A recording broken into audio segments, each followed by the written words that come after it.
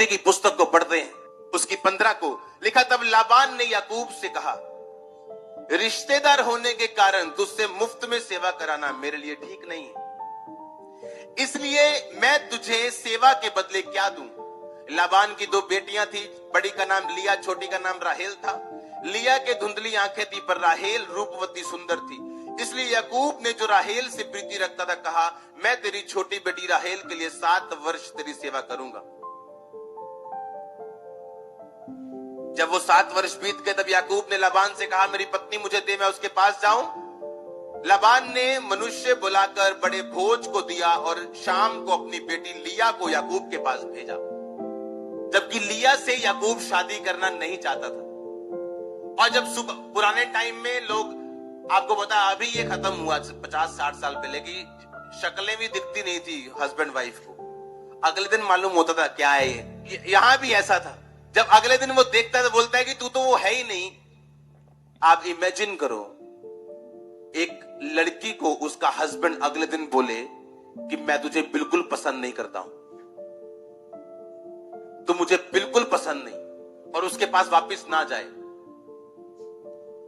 और कहे मैं तेरी छोटी बहन से शादी करना चाहता हूं, और अपने ससुर को जाके बोले कि छोटी बहन के लिए मैं 7 साल और सेवा करूंगा पर इसके पास नहीं जाऊंगा। कई बार जिंदगी आपको डीमोरलाइज कर देती है, आपको दुखी कर देती है, वो आपका उत्साह खत्म हो जाता है, आपको लगता है जिंदगी खत्म हो गई। और बाइबल कहती, लिया जब डिमोरलाइज हुई, जब वो निराश हुई और दुखों के पहाड़ को जब उसने अपने आप को टूटता हुआ देखा, तो भी उसने अपनी जगह से हिलने का फैसला नहीं किया। और बाइबल कहती है, तब जब उसने ये फैसला किया कि मैं इस दुख को अपने ऊपर हावी होने नहीं दूंगी, तो यीशु मसीह का गोत्र यहूदा उसी लिया से पैदा होता है, राहेल से नहीं, उसी लिया से जिससे याकूब प्यार नहीं करता था। अपनी लाइफ के उन हिस्सों में जहां आप डिमोरलाइज हैं, जहां आप बिल्कुल निराश है, खत्म हो चुके, ऐसा लगता है आपको अपनी लाइफ, उस लाइफ को परमेश्वर के हाथों में दे दो और पवित्र आत्मा की अगुवाई से चलो। और जब वो इवेंट्स को, घटनाओं को आपके सामने से एक एक करके हटाएगा, आप अपने आप को इस दुनिया का सबसे किस्मत वाला इंसान पाएंगे, आप देखना। और जो शैतान आपको कह रहा था कि तू दुनिया की सबसे बदकिस्मत औरत है, कि तेरे पति ने पहले दिन में तुझे रिजेक्ट कर दिया और तेरे पास नहीं आया, और वही परमेश्वर तुझे बोलेगा कि तुझे इंसान ने रिजेक्ट किया, लेकिन मैं तुझे इस दुनिया का सबसे खुशकिस्मत बनाऊंगा, क्योंकि मैं अपने बेटे यीशु मसीह का गोत्र तेरे अंदर से पैदा करूंगा, राहेल के अंदर से नहीं।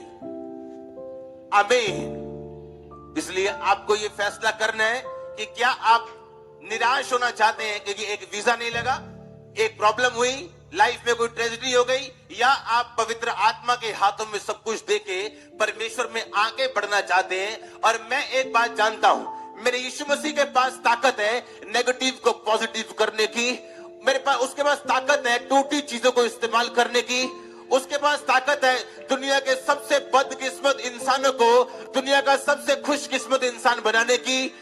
मैंने कहा उसमें ताकत है, वो ताकत आपकी जिंदगी में एंटर करे यीशु मसीह के नाम में। हालेलुया, जोर से बोलो हालेलुया, आमीन। आप तैयार हैं परमेश्वर में चलने के लिए? उसमें ताकत है। दुनिया के सबसे बदकिस्मत इंसान जब परमेश्वर यीशु मसीह के पास आते हैं तो उन्हें दुनिया का सबसे खुशकिस्मत आशीषित इंसान बनाने की ताकत है परमेश्वर में। आमीन।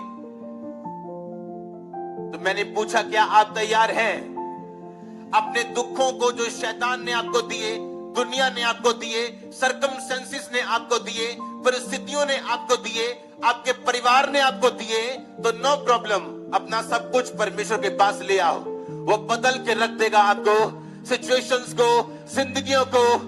आमीन। ऊंचा आशीष ऊंची चर्च।